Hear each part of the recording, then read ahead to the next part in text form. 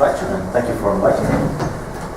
I would like to share some data on cardiovascular and on muscle force data. And I would like to do that in a theory-driven manner. That means I will start with a theory, and the theory will lead to all the different experiments. And the theory is called motivation intensity theory, and it's one that is about effort. And if one looks into the psychological literature on effort, one finds many theories that somehow make predictions about effort, but only some theories make explicit predictions. And maybe there are some very popular, simple ideas about the determinants of effort. Okay. Could be related to the fact that I have finally used these.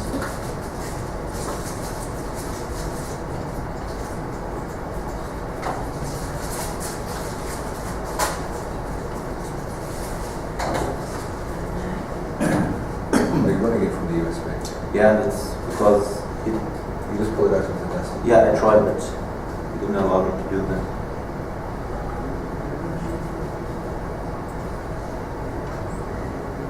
Any ideas about You need to put it into my documents because it's put it into my documents, okay. a global machine.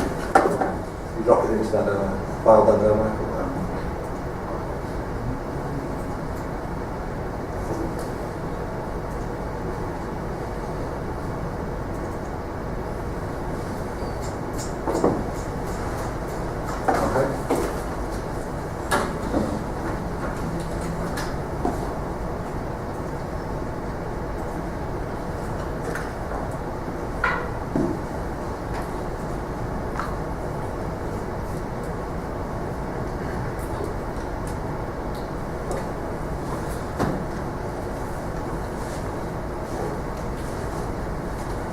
Okay, so one idea is that effort is just determined by goal characteristics.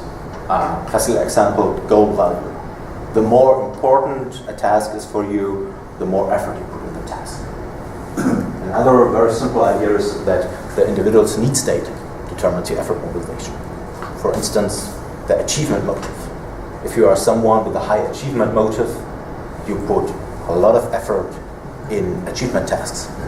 It's your need state that determines your level of effort. And still another kind of idea is that the task difficulty or task demand determines effort mobilization. The more difficult the task is, the more effort you put in the task. And there's one integrated perspective that I would like to present to you.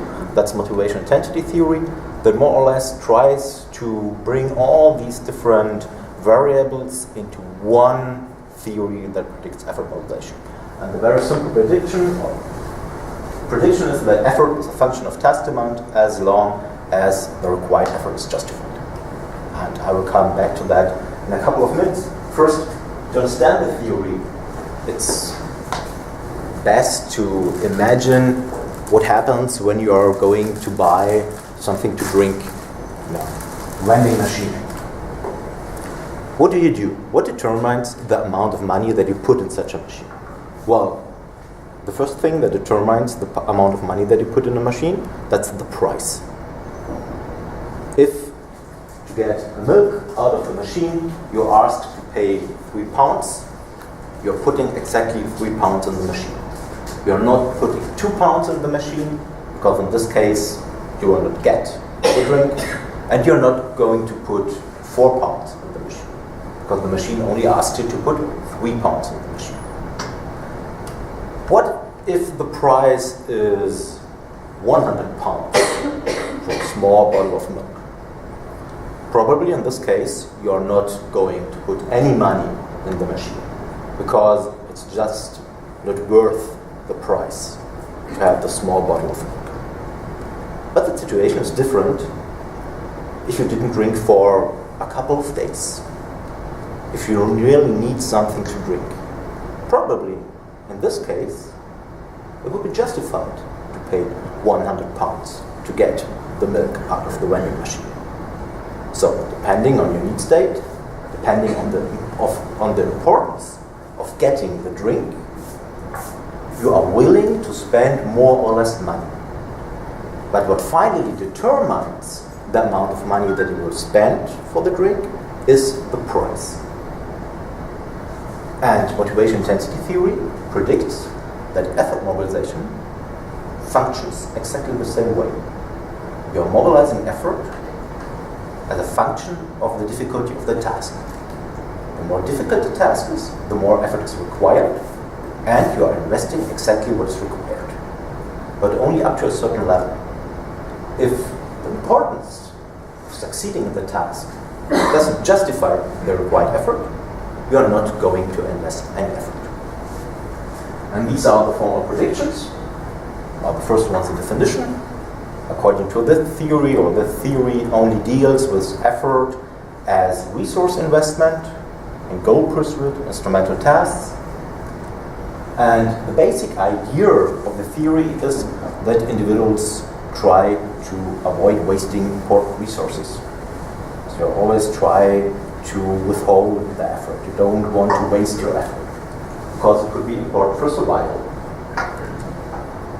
And drawing on this fundamental prediction, the theory predicts that task difficulty determines effort, but only if it's possible for you to succeed. If it's impossible, you're not going to invest any effort, because if you would invest effort in impossible tasks, that would be a waste of resources. If the required effort is justified by the importance of succeeding in the task, more or less that means if the costs outweigh the benefits, you're going to put effort in the task. And finally, that's somehow trivial, you need information about task difficulty. If you have no idea about task difficulty can't determine your effort. So, the primary predictor of effort should be task difficulty, but there should be an upper limit. Graphically, that looks like this. Effort on the y-axis, difficulty on the x-axis. And you see that effort should rise with increasing task difficulty until the point where the required effort is no longer justified. And if the task requires more effort than justified, you're not going to engage in the task. Disengagement. And this shows what happens if it's less important for you to succeed in the task. And basically what you see is that success importance moderates or limits this relationship between effort and task difficulty. If the task success is a low importance for you, for instance, you only can earn a low monetary reward, and in this condition, you only have a very narrow range where you have a proportional relationship between task difficulty and effort. If you can earn a high reward, then even a high amount of effort is justified, and you are mobilizing effort even if task difficulty is high. I forget to say, interrupt me at any time if you have questions. It's great. This sort of suggests a kind of binary on-off thing for effort and difficulty, as in I will put in as much effort as I need to for the level of task difficulty until a certain point, and then I'll stop. What about this cases that we see it all the time in undergraduates doing experiments where you actually put in just enough effort to sort of keep your head above the water, but not enough effort to actually match the difficulty of the task? Does that make sense? Where's the sort of, this suggests that once I get to this point where I don't see the point of putting in more effort in, as is your example, the fruit machine, I'm just going to not do it. Yeah. Whereas there are lots of examples where actually we will put some effort in, even though it's not actually enough to keep up with the task difficulty. We just reach a ceiling rather than kind of dropping down to zero again. Well, you are claiming that something exists that the theory doesn't predict. According to the theory, you are always putting the effort that is required. You are never putting less effort than required.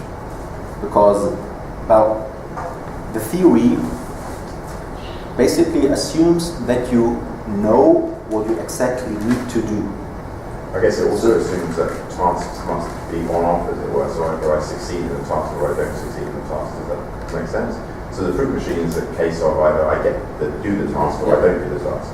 Or you might have a binary kind of like I put in enough effort to react fast enough and not set up a siren versus I don't. Do you see what I mean? Whereas isn't life full of situations where the task may require more effort than I'm willing to put in, but I just put in a bit less effort?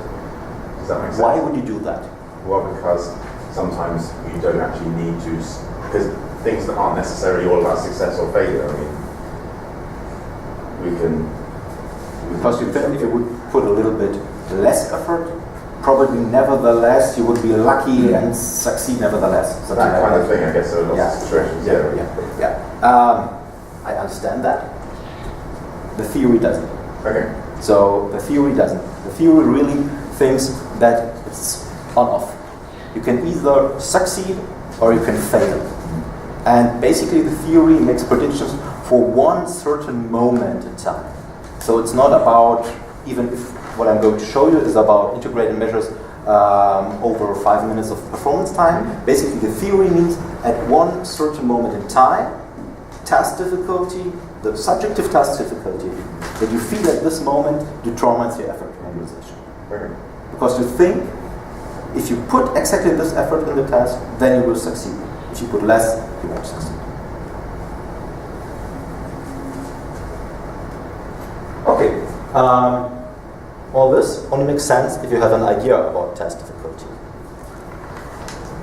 If you have no idea about task difficulty, then the theory predicts that, well, that's the second variable that plays an important role.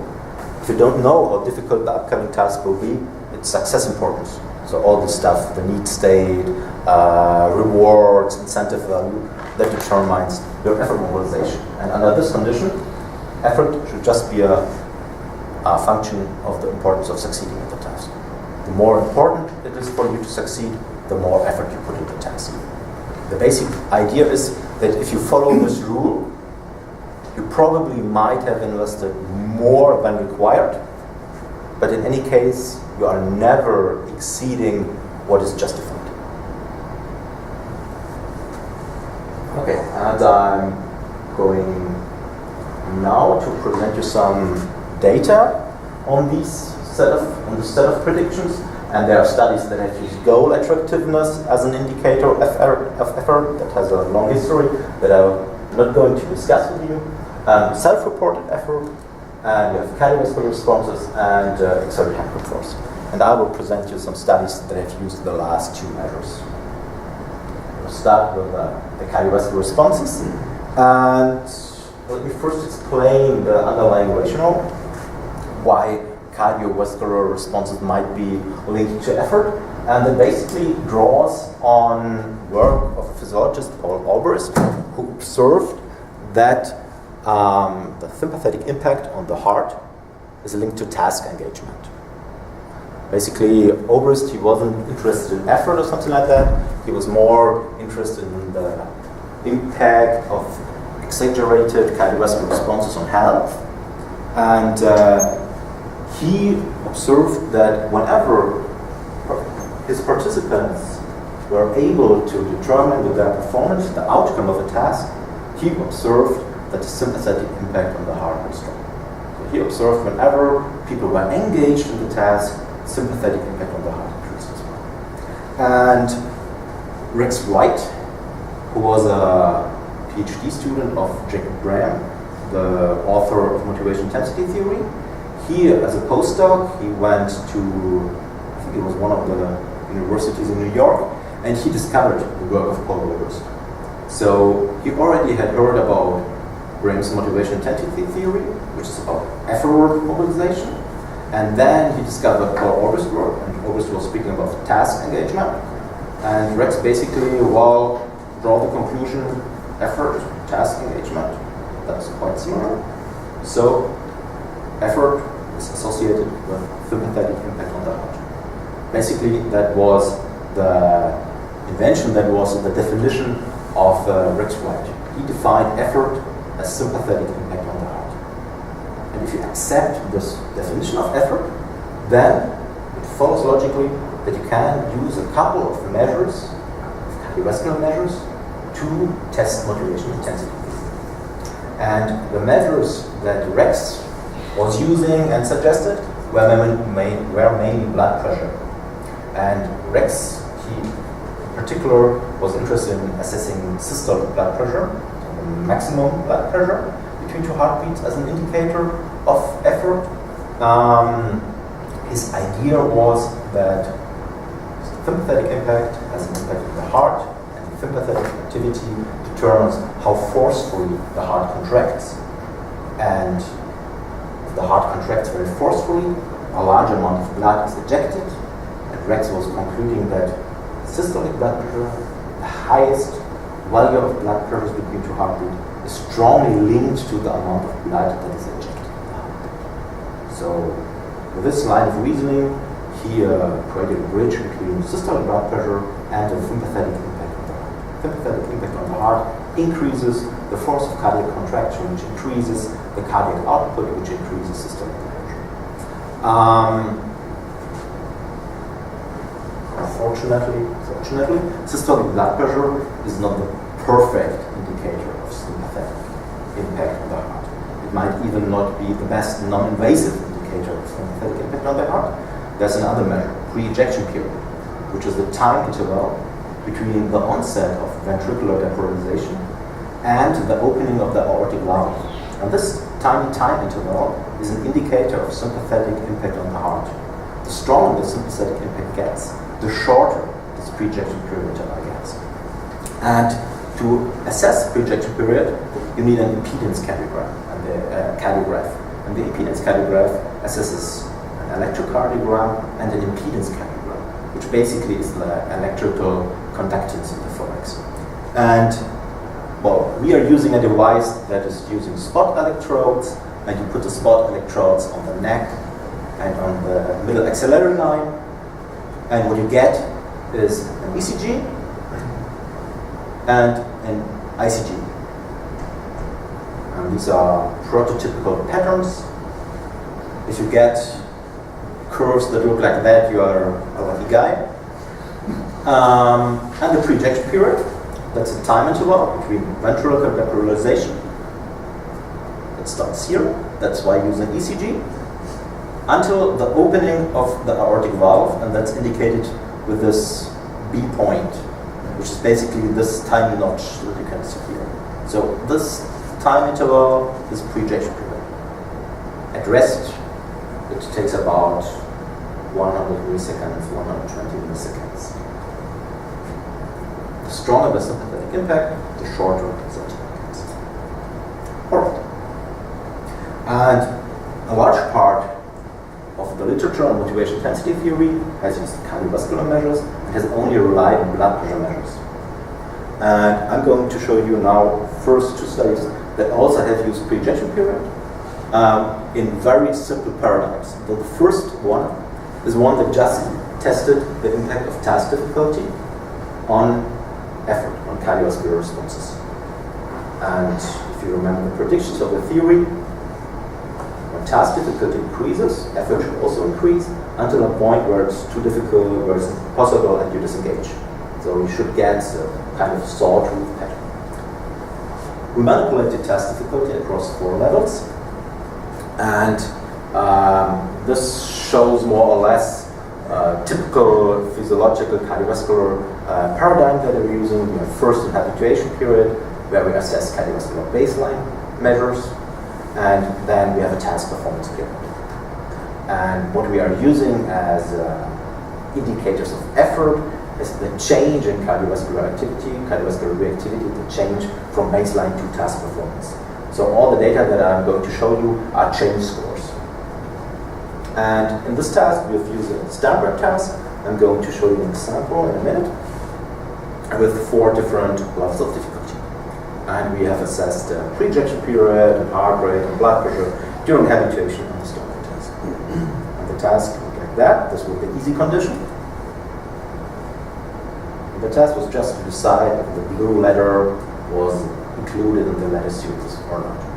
Quite easy. A little bit more difficult. Still possible. Pay attention. Was it included? No, it wasn't. Difficult. One has to concentrate, but not impossible. And now I'm going to hope that the timing works on this machine. But it's impossible. If you present it on a CRT monitor, it's impossible. Okay, so we have 3 possible difficulty levels with increasing difficulty and 1 which is impossible. And these are the data. This is systolic blood pressure. I'm only presenting that because there you can see the sawtooth. And now for pre-ejection period, the pattern will be inverted. And the pattern is inverted because sympathetic impact increases, pre-ejection period gets shorter. So if you calculate the change score for pre-ejection period, negative values indicate stronger sympathetic activity, indicate stronger effort. So mentally you have to invert the pattern that is predicted. What's And the that's effect of learning? What's the effect of learning you pre-expose subjects to this repeat a couple of days until before and after? Is there some impact of familiarity, different complex strategies, people get better with that now? well, I mean, every stimulus that comes into the central nervous system does something to it. yeah. And this assumption there that you're staying the same every time the effect of that. Yeah. What happens with learning? What do we know? There are, we never really tested that. There are some studies that provide indirect evidence for that. Studies of Rex White, he did some studies with ability manipulations, where he could show that basically what happens for people with a high ability, they subjectively perceive the task as being of a lower difficulty. So subjectively, difficulty is lower and they invest less effort when people think that they are poor at a certain task. And basically I would expect that just practicing a task increases your ability to successfully perform the task, which just will decrease the subjective difficulty. So it should decrease the effort that you put in the task. But we've never tested that. And what we did in some studies, we had a practice period, just to really be sure that all the participants know that the task is easy, difficult, or impossible. Do they reach some criteria of success for the low and high load conditions? No. We never adapted the difficulty to the capacities of our subjects. So it was always a manipulation of objective difficulty. Can I just tack on to this? I was just interested in whether to some extent some aspects of this is psychological rather than physiological. So as the task gets more difficult, I have to recruit more resources and think we all like more resources. And then this may be having this effect on the sympathetic nervous system. But there's also this aspect of as the task gets more difficult, in a lab-based situation, I just feel psychologically more invested, if you like, in it because I'm trying to perform my best. So I mean, what would happen if I am an expert in something or I'm not, as in the case of this task, the effort is equal? Would you predict that because I consider myself to be an expert in something, even if it's just as hard for me as it is for the non-expert, we should show the same result or different results, because psychologically for me this is less concerning, I guess, for want of a better word. Yeah, I think you found a weakness in the link between the theory and our data. The theory wouldn't predict any difference. If the amount of energy that you need doesn't change, you shouldn't observe any difference. I would expect that cardiovascular data will find a difference. Because basically I think that's the subjective difficulty that counts. So, but that's somehow a gap between the theoretical predictions and what cardiovascular measures allow us to know. And probably in the second part you will find some answers. We'll see. Right. Well, but basically you see that you found the pattern that was predicted. The next one that I would like to present is one with an unclear difficulty. An unclear task difficulty, you should find a direct impact of success importance or the incentive value. Manipulated incentive value, reward value across two levels, either 1 Swiss francs, 15 or 30 Swiss francs for successful task performance. And I'm going to show you the task in a minute, and then you will also understand why this task is supposed to be of an unclear task difficulty. The task was a so-called delayed matching to sample task. We presented a pattern of black dots. Here I think it's 8 dots. In the real experiment we had 45 dots, and then some of the dots changed their color to a lighter gray, and then there was a mask, and then we presented a target. Participants just had to decide if this pattern of light gray dots matched this pattern. And what we did to manipulate or to create the unclear task difficulty is that we varied the difficulty of the task from trial to trial. So in some trials, only 2 of the dots changed their colors. In other trials, 4 changed the color, or 6, or 8, or 10, or 12. And that was completely randomized. So participants did never know what difficulty to expect. It could be a task where many of the dots changed their color, making it a very difficult task, or it could be just 2 dots, which is quite easy. So in varying task difficulty, we tried to hide the real difficulty of the task, to create an unclear task. And under this condition, one should expect direct impact of the level of reward. And that's what we found. Rejection period reactivity. The higher the reward, the higher sympathetic impact, the higher effort. Systolic blood pressure, not so nice. Another one. Now a combination, the interaction between the manipulation of task difficulty and the manipulation of success importance. Because the first 2 patterns that I was showing to you, that were aware about the interaction between difficulty and success importance. We had 4 levels of task difficulty.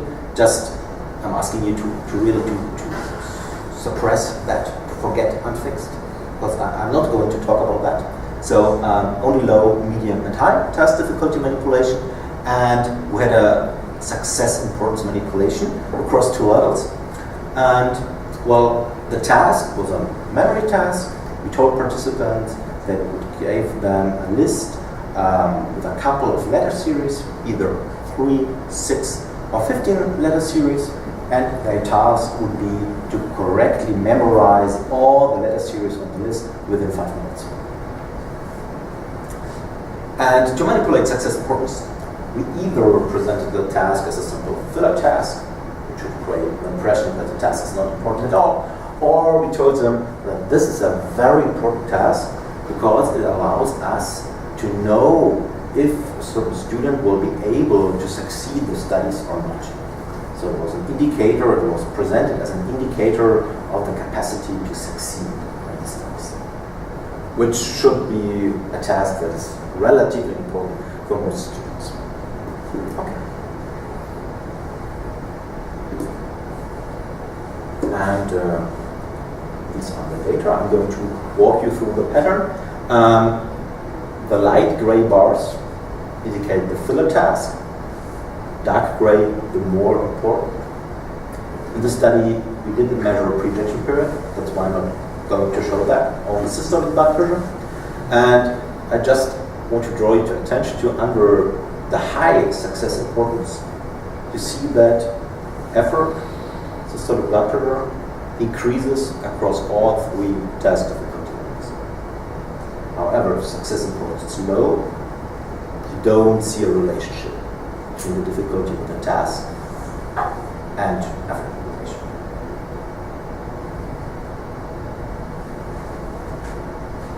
Okay.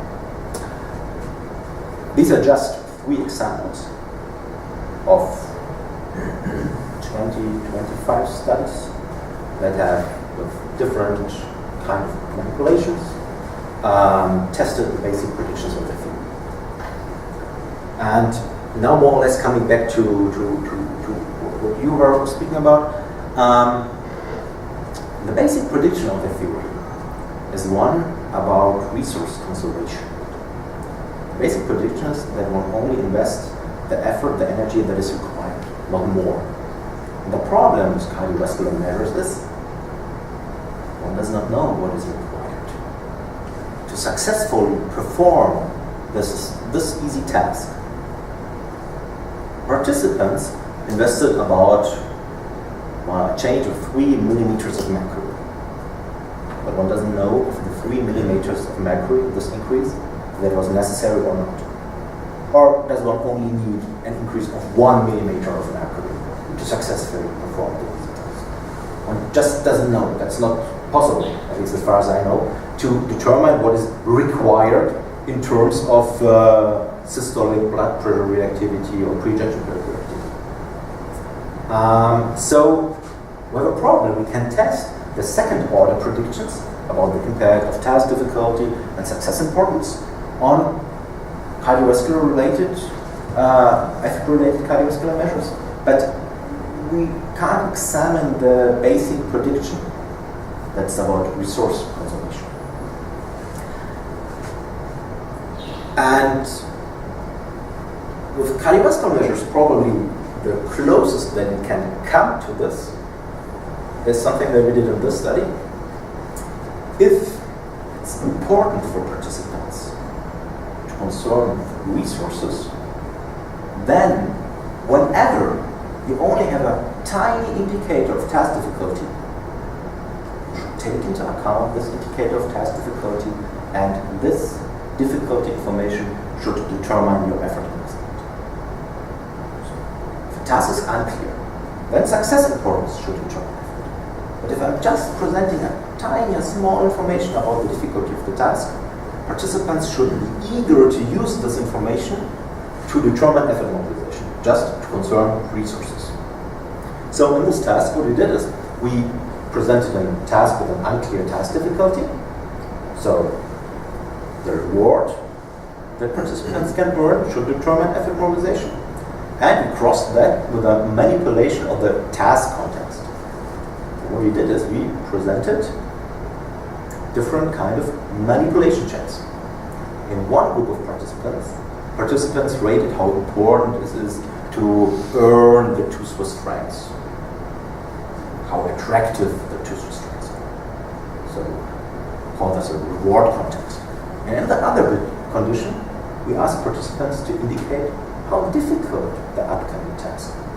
So even if we didn't give them any information about the difficulty of the upcoming task, we were forcing them to think about the difficulty of the task. And what should happen then? Just asking participants to think about difficulty creates some kind of subjective feeling of difficulty, and participants should use this information. So basically, it should destroy the effect that you normally find in the unclear difficulty condition. It was a memory task that we were using. And the memory task was a series of a list of letter series, and we told participants that they would earn the 2 Swiss francs or 12 Swiss francs if they would learn all the letter series that we present to them, but we didn't tell them how many we would present. And during task performance, participants knew that from time to time the list would get longer. We didn't tell them anything about the intervals that we would use to add the items. So during task performance, participants never knew if this was the complete list or if we would add another one or add another one. It was just to create a task with an unclear task. And what we found is this is the default pattern. If task difficulty is unclear, success importance determine effort mobilization. Participants could earn the 12 Swiss francs.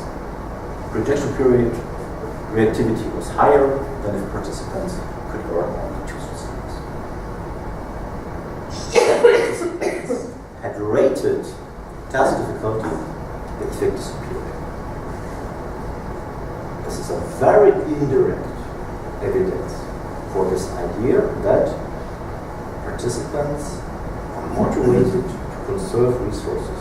For this reason, whenever they have the opportunity to get some task difficulty information, they are going to use that to determine the mobilization. It's very important.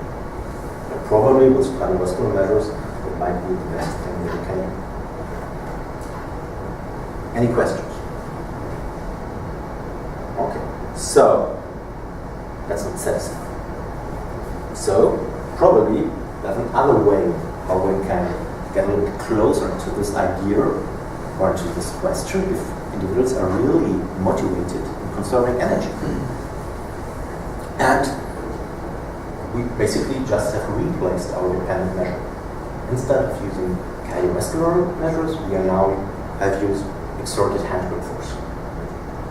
And the reason for that is that there's a close relationship between the force that one exerts and the energy that is invested in physical tasks. So I'm not going to speak about mental tasks in the next series of experiments. It's only about physical tasks.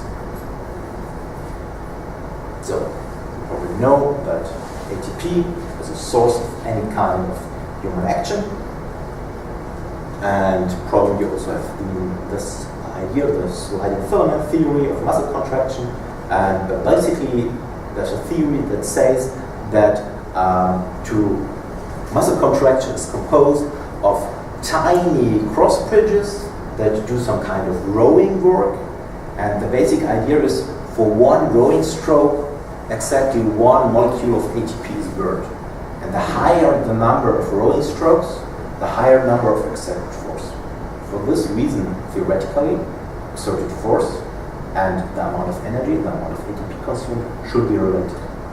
But there's not only a theoretical reason for that, there's also empirical evidence. Physiological studies where researchers directly assessed the amount of ATP consumed in a physical task and the exerted force. And there was always a close linear relationship between them. So there's some evidence that suggests that if you exert the force that someone is investing in a task, you have an idea about the ATP or the energy that someone is investing in a task. Just to already reply to a possible question, that doesn't mean that I can use exerted force as an indicator of the amount of ATP that one has burned. So if you invest 60 newtons and I invest 60 newtons, that doesn't mean that we both have burned the same amount of energy. But, for instance, in a within design, if I'm squeezing 60 newtons, and in the next trial I'm squeezing 90 newtons, and in the next trial I'm squeezing 120 newtons, I can be sure that I've invested more energy to exert the 120 newtons than to exert the 90 newtons, than to exert the 60 newtons. So the economy of contraction will change. Also, if you are asking me to exert 60 newtons to get a reward, and I am exerting 120, that's obvious that I have burned more energy than required to get the reward. Okay, the task that we're using, we call it the catch-up task. We have a dynamometer, this device, and you can squeeze it, and it measures the exerted force. And by squeezing the dynamometer, participants could earn a reward. And basically, the cover story was that they should imagine that they are at a barbecue party, they have a nice steak on their plate, and they want to get some ketchup. Find a ketchup bottle, but the bottle is clogged. And what do you do if you have a clogged ketchup bottle? Well, you shouldn't do that, but probably everyone did it once. You squeeze just to free the bottle. And that's exactly what participants should try to do. They saw the ketchup bottle, and they should just squeeze it and try to free the bottle. And if they succeeded, they saw this pattern. And succeeding just means that they exerted at least the force that was required, a certain force standard that we're using to manipulate task difficulty. And in the case of a failure, the picture just didn't change. And in the task, participants only had 2 seconds to attain the critical force, which is not difficult, but it just means that we really had tiny trials. So participants didn't have 1 minute just to attain the force or something like that. This was just, you tried once, you squeeze, and you attain it or you don't attain it. First study, we manipulated task difficulty by setting the required force standard to free the bottle and to earn a small monetary reward to either 60 newtons, 90 newtons, 120 newtons, or 150 newtons. All these are possible values. Habituation period here just means that we gave participants the opportunity to play a little bit with the dynamometer, because most people don't know such a device, and in French there's even not a word for such a device. So we were telling participants, well, we have this black thing, and you can squeeze it, and then we measure the force with that. So though they had some kind of familiarization period. Then we were measuring the maximum force of participants. I'm not going to speak about that. It was mainly to satisfy some of my physiological friends. And then participants had some practice trials. And practice trials, well, if I would ask you to exert exactly 90 newtons, that doesn't mean anything to you. You don't know if you have to squeeze hard or not.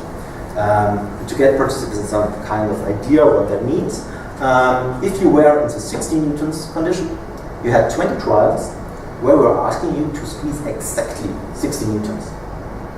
And after the measurement period, we were telling you, well, you had 90 newtons, that means you exerted 30 newtons too much.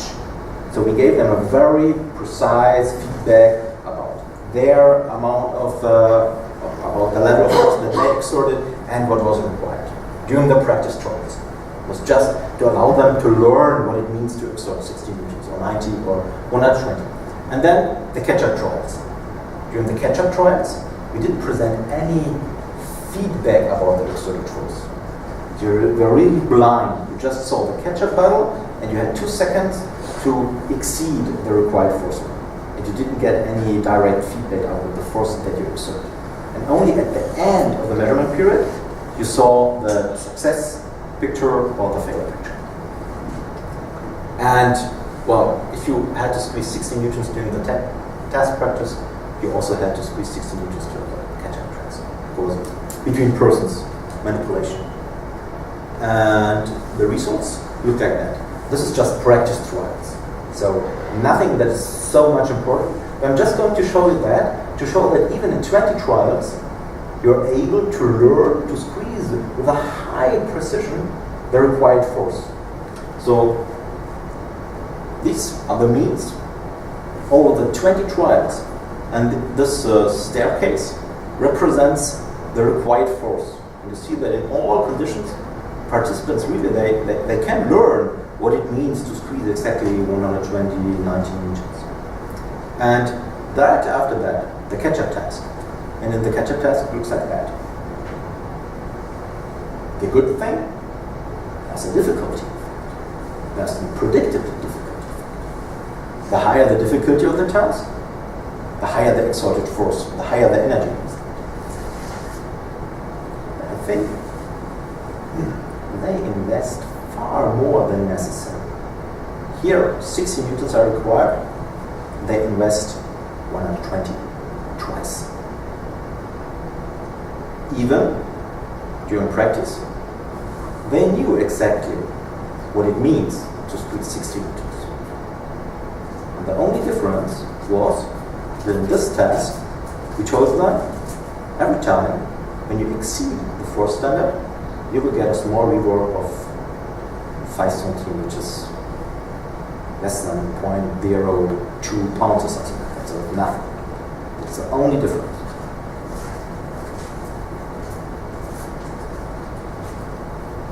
So take a look at this. Just is all the 30 task trials and the force that participants exceeded.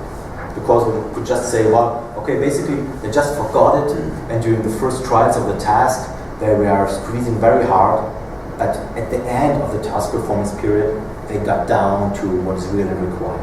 Because that basically is what the theory would suggest. If you don't know what is required and you've forgotten that, then you try to have some kind of failures, just to learn what is really required, to find what is required. And well, you see that it looks in the first part always like a little linear effect, but then it stabilizes.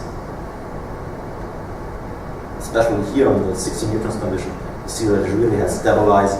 They are staying on the level of 120 newtons. And in all these tasks, participants almost never squeezed less than the required force. But they almost never had a failure. They were just staying on the higher level. And well, we could replicate that in a within process design, basically the same idea, same kind of manipulation. We modified a little bit the required force, but all the same and the same this time. Each participant has to perform all the 4 difficulty levels in a randomized order. Well, the data looked exactly the same. So if you do in between or within process design, it doesn't make sense. So the data shows that people tend to do worst case scenario because they don't want to be failed. So that's why it's just applying as much as they can. Not really. Probably. But I think that would be the kind of strategy they use Probably. to get But- best outcome. Yeah, but you see what it means for the theory. The theory that predicts that, oh no, people, once that you know what you have to do, you should be very close to what is required. Because anything that's above what is required is a waste of energy. Is it in this ketchup task, you know before you apply the force, do you know that how much do you need to apply? So basically just a computer say 70 newton. It says you 60 newtons during the next trial. Okay. And then you So they have know 2 seconds of measurement period, but during this period, you get no information about the force that you exert. Yeah, so you're completely blind. So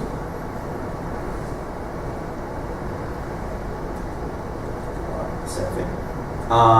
Another one with an impossible condition.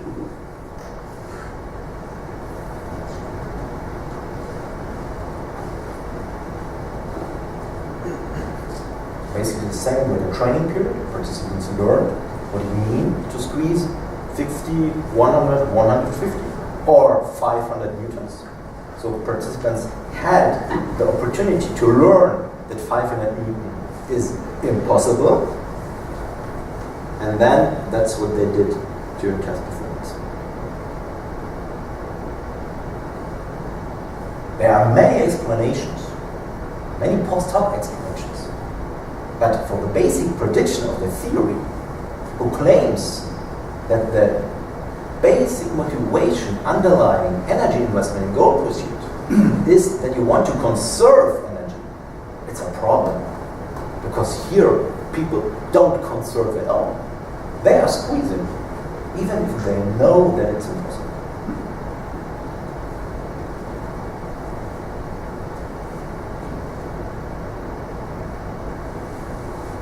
And finally, probably the weakest result that I'm going to present, just to complete the picture. I've shown you one study with an unclear task, cardiovascular measures, unclear task, and exerted force. So what we did in this task, the force standard was always 30 Newton, but there were no practice trials or something. Just we told participants, this is the task, imagine barbecue party and all this stuff, and if you exert the force standard, you're getting a small reward. And they didn't receive any information about the force standard. Not at all. They just started the task right away. And you see that the amount of reward that they can earn for a correct trial is very small. And even across, if you take that all together, 60 trials, in Geneva, that means you even can't buy a coffee for the money that you get for the reward. So it's nothing. And, well, it's a linear effect, it gets significant if you test it. But as you can see, the single differences or pairwise comparisons won't be difficult. But the overall effect is there. But nevertheless, that's the weakest pattern. All right. What does it mean? I think there's a lot of evidence that effort is somehow determine task difficulty in interaction with this success and progress, because that seems to be something that's quite robust. Use cardiovascular measures or exerted force or self-reported effort. However, basic prediction, the fundamental motivation in goal procedures to conserve energy, task difficulty is the crucial determinant. But in the hand grip test, participants consistently exerted more energy than required. And I think especially this impossible condition is very remarkable. There are many post hoc explanations, but just think what it means for the theory. It's not at all congruent with the theoretical conditions. If you know that it's impossible, you should not invest any kind of energy. You shouldn't do that, even if it's a psychological experiment.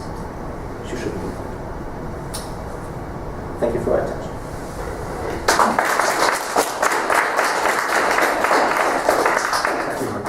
Questions?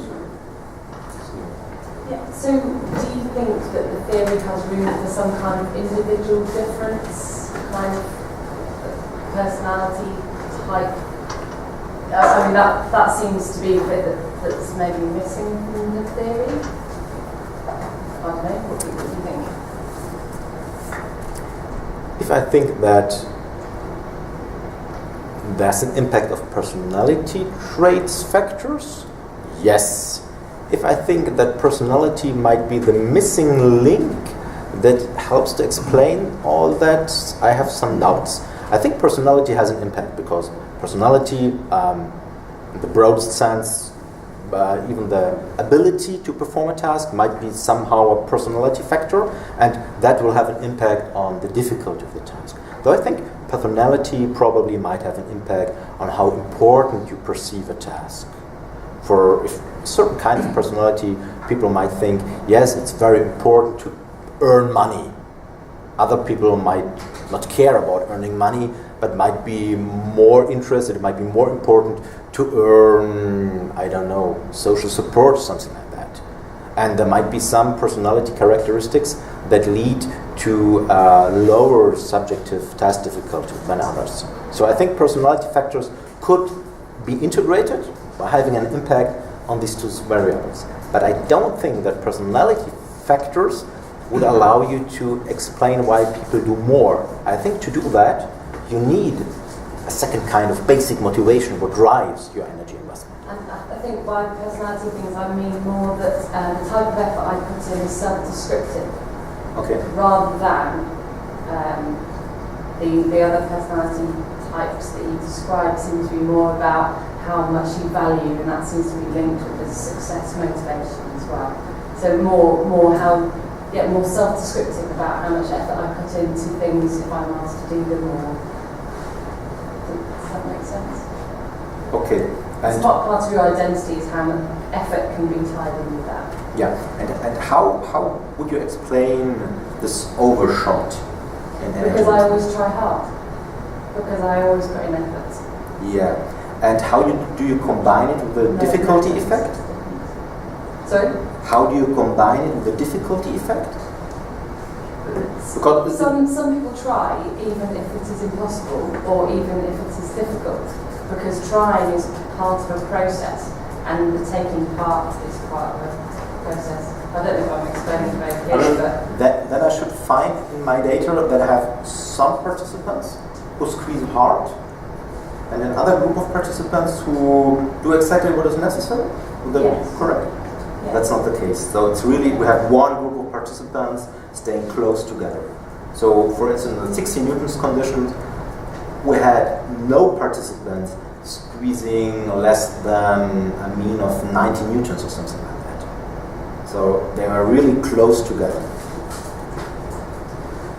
I mean, a similar kind of point there really is that I think it's the problem I have quite often when you read papers on kind of motivation and effort and things like that generally is that, and I understand why it's the way to easily experimentally control something, is that you've looked completely at an extrinsic motivation here. It's all about, I'm going to give you a reward there, but I'm wondering about to what extent do you get any effect, can you replicate this sort of thing by looking at people's intrinsic levels of motivation? So in the real world, a lot of the time I'm actually motivated by those things that are important to me, and maybe that comes more into that importance factor. But is there a way to manipulate? Should the pattern look different? I don't know whether or not it would. That's I think I wouldn't expect the pattern to look different. I wouldn't. Well, probably the absolute increase would be somehow different. Yeah. But would you expect if we would use a task without any kind of external reward and only really an intrinsic motivating task, that in this kind of task individuals would really only do what is required? I would imagine that people who are highly intrinsically motivated would continue to put the effort in even far more. higher levels. Yeah, exactly. Even Whereas, more. Yeah. Yeah. And I wonder if you're getting something similar maybe with that introducing the noise, is that if I'm more intrinsically motivated, then I'm just going to continue to put the effort in, and that's maybe why you. Yeah. And well, I think basically I'm thinking the missing link might be something that underlies what you are suggesting.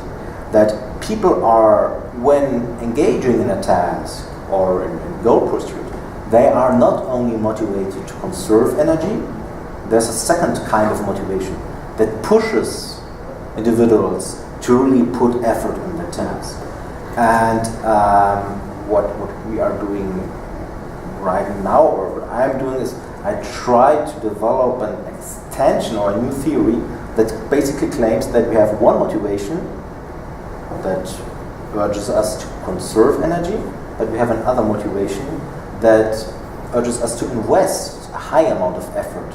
Because, and that goes back to your first remark, I don't think that individuals have the idea that effort investment is an all or nothing situation. I think we all think, even if the exam is so difficult, I will put a little bit of effort in it. I will just take a quick look at the book. Probably, I might be lucky and succeed nevertheless. Though I think individuals think that with investing higher levels of effort, they can earn higher probability to succeed in the task. So what the theory suggests that it's all or nothing, I think that might be just. Could you address that in your grip task where I don't know how difficult it is to exert 160 newtons, but presumably there's some link around between 160 and 500. I mean, if you have a task where I don't know next what you're going to ask me to do, but I've got to make a series of grips.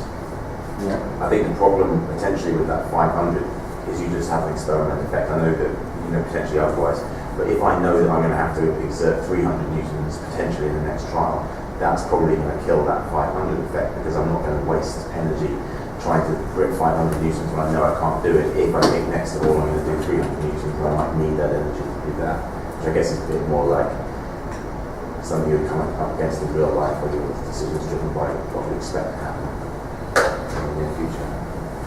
Well, within process design. And the four difficulty levels were randomized across the 60 trials. But what I mean is, so presuming given your previous data, 150, 160 newtons, I'm pretty confident I can do that. 300 newtons, I don't know what the difficulties are, but let's imagine there's a condition in there I can do it, but it's difficult. So it's not like I can do 150 30 times in a row. If you introduce 300, maybe I'm not going to do the 500. Yeah. And I'm thinking, well, the next trial might be 300, and I'm not going to get my 0.5 francs, because if I try and do 500, I may not have enough energy to do that difficult 300. So I just wonder if putting in that intermediary sort of A little more strategic. then exactly you introduce that. Might be one of the problems with with the 300 newtons is that 150, or I think in one of the present studies we had 160, gets quite close to the maximum force of many of our female participants. So if we would use 300, we would have the problem that we couldn't tell a priori if it would be a possible or impossible task. For some of our participants it would be impossible, for others it wouldn't be possible. We have somebody I was working with recently uses a maximum grip at the beginning of the experiment to get a baseline measure of just how, so I guess you could potentially tailor your, particularly given your participants don't know how to grip. The problem with that is then I'm losing I can no longer have this close relationship between exerted force and the amount of effort that is, the amount of energy that is used. If I, for instance, calculate percentage scores or something like that, yeah, you might be a very strong person. Yeah. So if you exert 100, let's say 200 newtons, yeah, you only have exerted 20% of your maximum force. I'm a very weak person. I'm exerting exactly the same amount of newtons, but for me it's 100%. So if I correct for the maximum force, I would conclude that you have invested less effort, less energy that I am. And that's not very reasonable. Because we both exerted 150 newtons. Is that, am I misunderstanding? Is that not even better in some ways? Because if I'm capable of doing 150 really easily, then I'm going to be one of your participants who doesn't really care if I have to do 500. Whereas if for me 150 is difficult, then I'm likely to be, we're introducing a sort of level of unexplained variance there, because I'm less likely to do 500, because actually I'm expecting this difficult 150 shot. But the theory predicts that you do exactly what is necessary. The theory doesn't predict that you invest a certain percentage of your maximum resources or something like that. The theory predicts you do exactly what is necessary. The theory doesn't predict this, well, if you're a strong person, 60 newtons feels easy for you, and for this reason you are investing only a lower amount of effort or something. The theory is really about an absolute investment of energy. It's not about the relative amount of energy relative to your upper limit of force that you could exert. We thought about this, calibrating, statistically controlling for the maximum force level, but in all these studies, when we would do that, we would lose this idea of an absolute level of energy that is invested. Just quickly, we've got just one more question because it's gone 5 past now. So Francis had his hand while ago. Just we could talk after. Very well, Mike. But the 500 reaction, did you ask people why the hell they bothered to do something that was impossible? Are there any subjective measures that after post-op, why the hell did you go for 500? Do you have any hints other than it's an interesting finding? You ask why, is it a build-in effect? Is it the concept of the experiment? Being orders? We did that, and it was a little strange. So some of the participants were just saying what probably everyone would expect, that, well, I didn't care, I just wanted to try it myself and to show what happens and just to squeeze a little bit. I didn't care about the instructions, I didn't care about the task. Others were saying, well, I was thinking about that, but I didn't dare to disengage because it's what you expect me, or it's a psychological experiment, and all the psychological experiments you were asking me to do something. And now there's a situation where I should be allowed to do nothing. No, I didn't do that. And a large amount of our participants also just, I don't know how to express that, but they were just somehow embarrassed. So just laughing and saying, well, I don't know why. So they didn't come up with a good explanation. It was somehow strange.